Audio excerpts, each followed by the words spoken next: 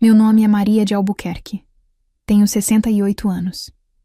E por quase 5 décadas, fui esposa, mãe e o coração tranquilo do sítio Boa Esperança, uma pequena fazenda de maçãs orgânicas. Minhas mãos, embora duras pela artrite, ainda se lembram de cada passo da transformação da massa em pães de fermentação natural e da poda das árvores ao amanhecer com Jefferson, meu marido. Há 3 semanas, eu o enterrei. Jefferson e eu éramos casados desde 1981. Construímos tudo juntos, este pomar, esta casa, esta família. E, no entanto, na manhã seguinte ao seu funeral, percebi que talvez não tivesse construído o que pensava ter construído. Ou talvez simplesmente não fosse o suficiente para sustentar meus filhos. Jefferson morreu de câncer no pâncreas. 14 meses assistindo a um homem da terra definhar, sua força sendo roubada aos poucos. Ele não queria que as crianças soubessem. Queria que elas vivessem suas vidas um pouco mais sem a sombra. Ele havia sussurrado isso para mim uma noite, com a voz rouca de morfina. E porque eu o amava, concordei. Mas, na verdade, eu já sabia. Nossos filhos, Daniel e Juliana, já estavam distantes muito antes do diagnóstico.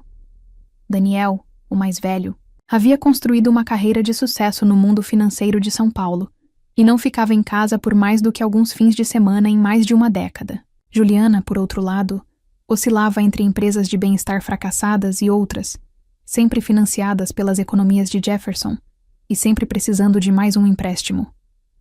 Eu esperava que a dor os trouxesse de volta à essência de quem éramos, que se lembrassem do pomar, dos jantares em família, do amor que construiu esta casa. Mas, quando chegaram para o funeral, não vi filhos lamentando o pai. Vi profissionais calculando o patrimônio. Na noite seguinte ao funeral, sentei-me sozinha na cozinha, olhando para a madeira desgastada da nossa mesa de jantar. Disse a eles que poderíamos organizar as coisas de Jefferson juntos no dia seguinte. Foi um pequeno gesto, uma maneira maternal de abrir espaço para a memória.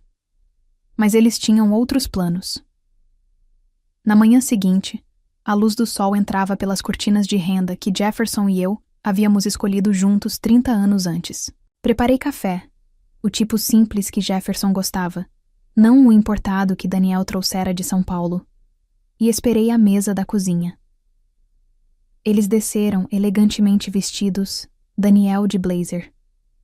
Ele não se deu ao trabalho de tirar Juliana, de blusa de seda e cabelo perfeitamente cacheado.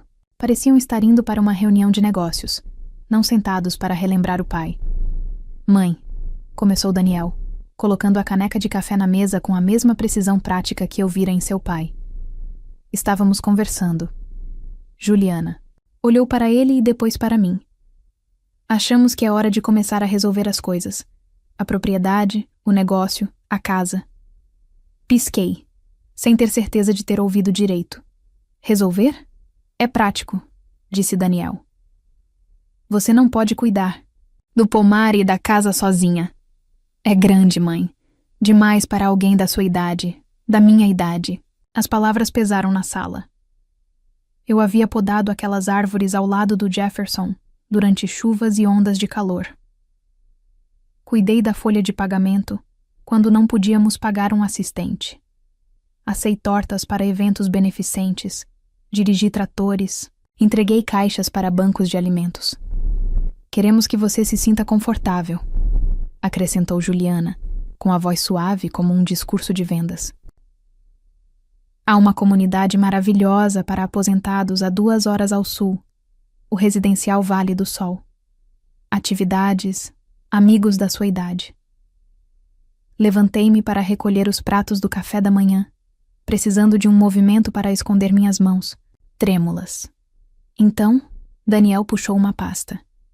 Papai me falou sobre isso no ano passado, disse ele, deslizando um conjunto de documentos para mim. Ele queria que Mayara e eu assumíssemos. Olhei para o papel. Estava impresso no papel timbrado, da empresa de Daniel. A assinatura do Jefferson, firme demais, parecia estranha. Ele não escrevia com tanta clareza há meses, desde a morfina. Isto não é do nosso advogado de família. Eu disse que ele estava lúcido quando assinou. Daniel insistiu. Ele queria isso. Um novo começo, disse Juliana rapidamente. Há uma construtora interessada. 7 milhões de reais pelo terreno. Estaríamos prontos. Você seria bem cuidada. Um empreendedor, eles queriam vender o pomar, nivelá-lo, substituir uma vida inteira de colheitas, sustentabilidade e retribuição por concreto e becos sem saída. Você está falando em vender o trabalho de uma vida inteira do seu pai, eu disse baixinho. Mãe, seja razoável. Mas disse Daniel. O pomar não pode durar para sempre. Senti algo crescendo dentro de mim. Uma fúria que queimava lentamente e que eu não tocava desde que, uma vez, afugentei uma raposa que tentava entrar no galinheiro.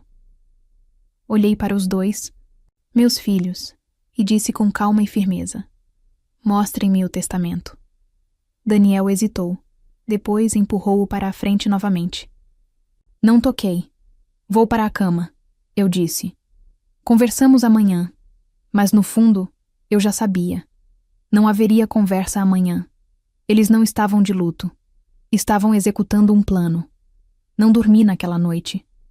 Fiquei acordada na cama que Jefferson e eu dividíamos há décadas, ouvindo os riachos nas paredes da casa e o vento batendo nas macieiras lá fora. Cada som era familiar. Era o silêncio no coração dos meus filhos que se tornara estranho. Pela manhã, o cheiro de café pairava pela casa. Não o tipo quente e nostálgico, mas forte, amargo, importado. O tipo de café do Daniel. Eu me movia lentamente, minhas articulações doendo mais pela traição do que pela idade. Quando desci, eles já estavam esperando. Casacos, malas prontas.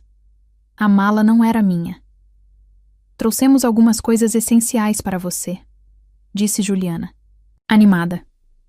Achamos que poderíamos te levar até o residencial Vale do Sol hoje, só para dar uma olhada.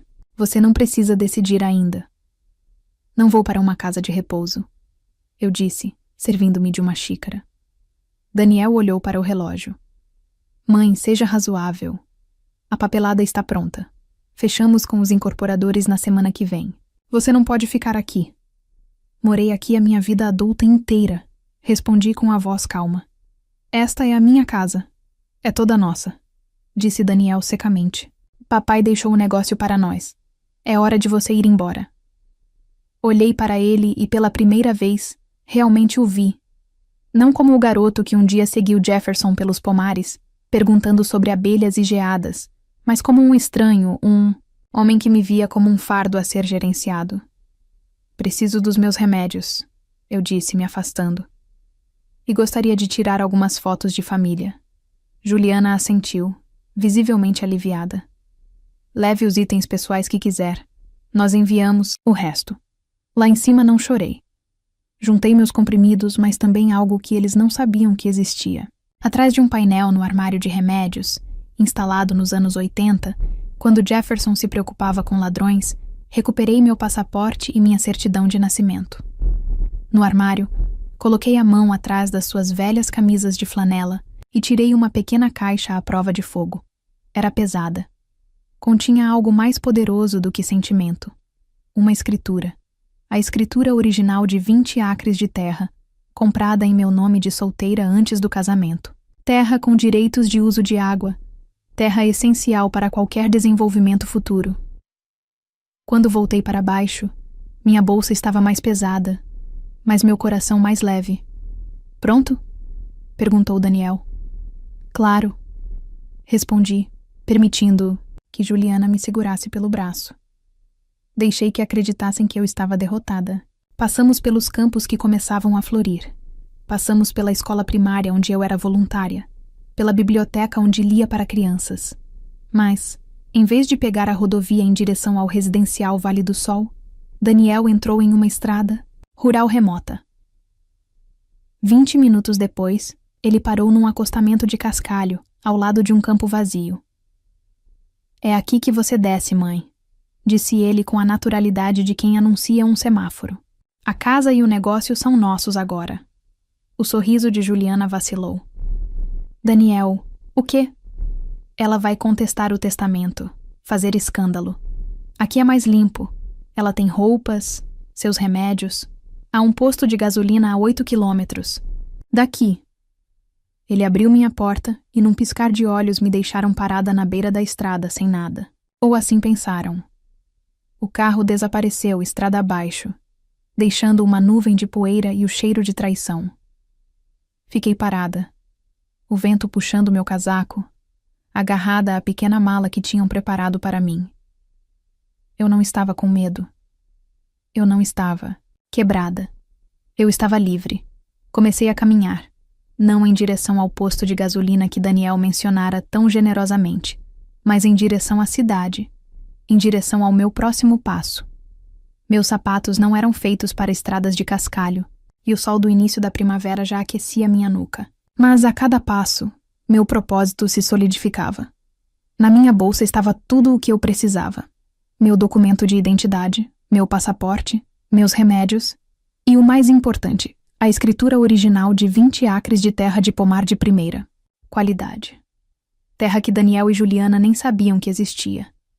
Terra que eu havia comprado em meu próprio nome antes de Jefferson e eu nos casarmos.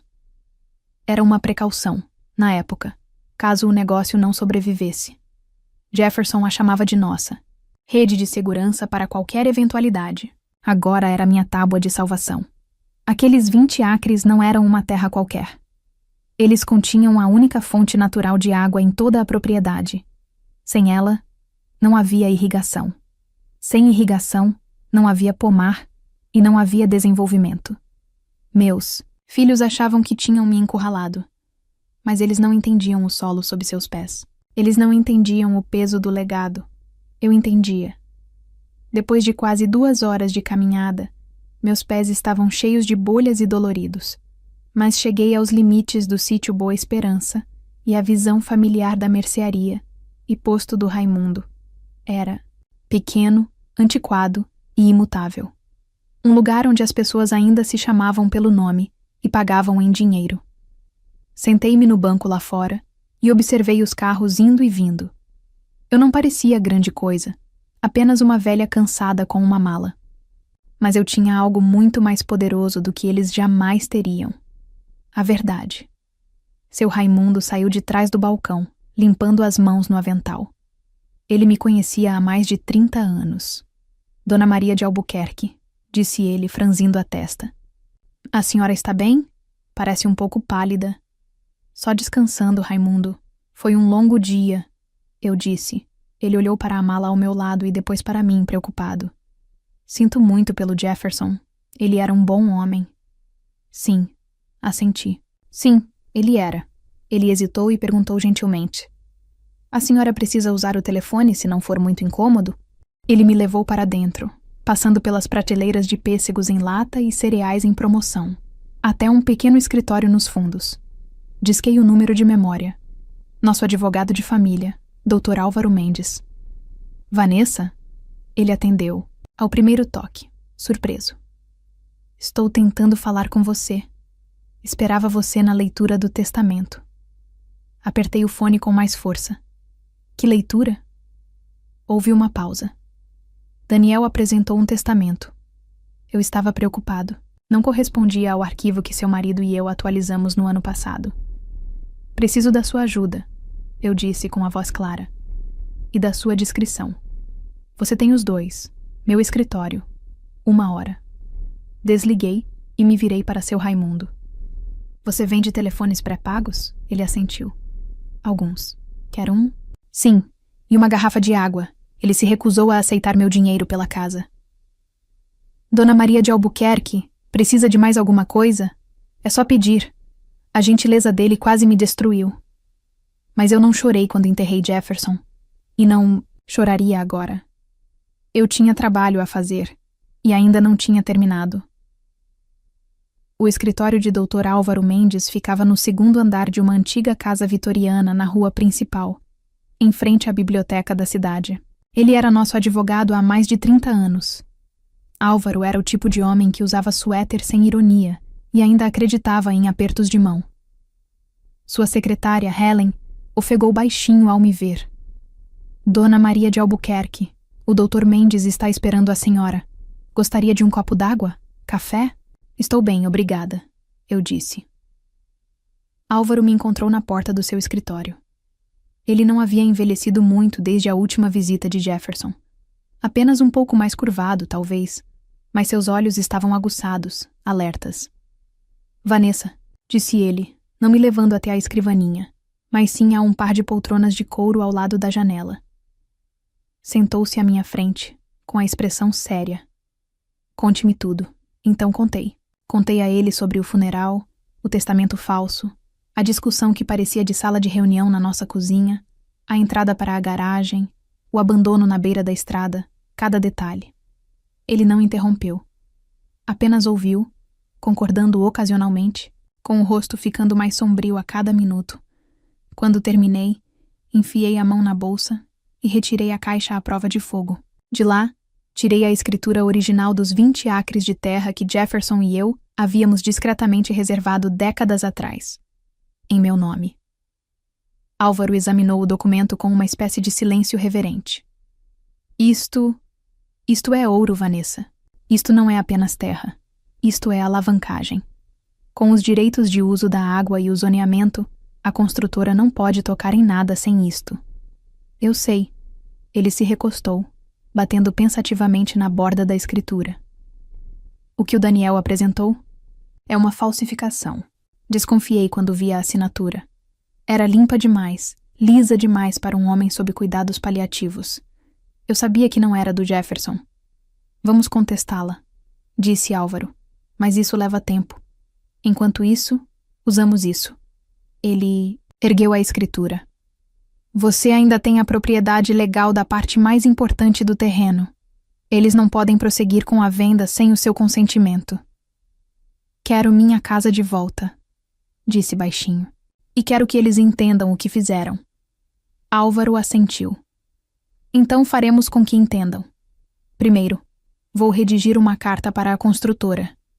Eles precisam ser informados de que o imóvel não é o que lhes foi prometido. Eles vão desistir? Se forem espertos, vão. Construtoras não gostam de processos e certamente não gostam de direitos de propriedade incompletos. Ele se levantou de repente, decidido. Eu também conheço um juiz no tribunal distrital. Podemos entrar com uma moção para congelar a venda até que o assunto seja resolvido. Olhei pela janela do outro lado da rua, onde um jovem casal caminhava de mãos dadas, alheio à tempestade silenciosa que se formava naquele pequeno escritório. Não quero vingança, Álvaro. Disse mais para mim mesma do que para ele. Quero verdade e paz. Você terá as duas coisas, prometeu ele. A partir de agora. Ao meio-dia do dia seguinte, Álvaro havia entrado com uma liminar de emergência para congelar qualquer transferência de propriedade relacionada ao sítio Boa Esperança. Um mensageiro entregou a notificação legal à empresa de desenvolvimento com a qual Daniel e Juliana estavam negociando. Em poucas horas, o negócio foi suspenso.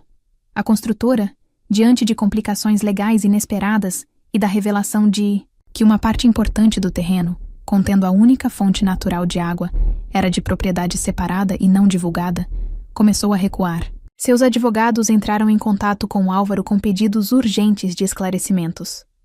Eu disse a verdade a eles, disse Álvaro, enquanto estávamos sentados em seu escritório revisando documentos. O terreno está incompleto. Os direitos sobre a água são intransferíveis. E mais importante, seus filhos não têm a autoridade que alegam ter. Naquela noite, recebi uma mensagem de texto da Juliana. Foi a primeira vez que ela entrou em contato desde que me deixaram na beira da estrada. Mãe, por favor, me ligue. Precisamos conversar. O Daniel está pirando.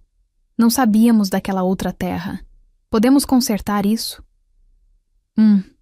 Consertar isso. Olhei para as palavras no meu celular pré-pago. Não houve nenhum pedido de desculpas, nenhum reconhecimento do que eles tinham feito.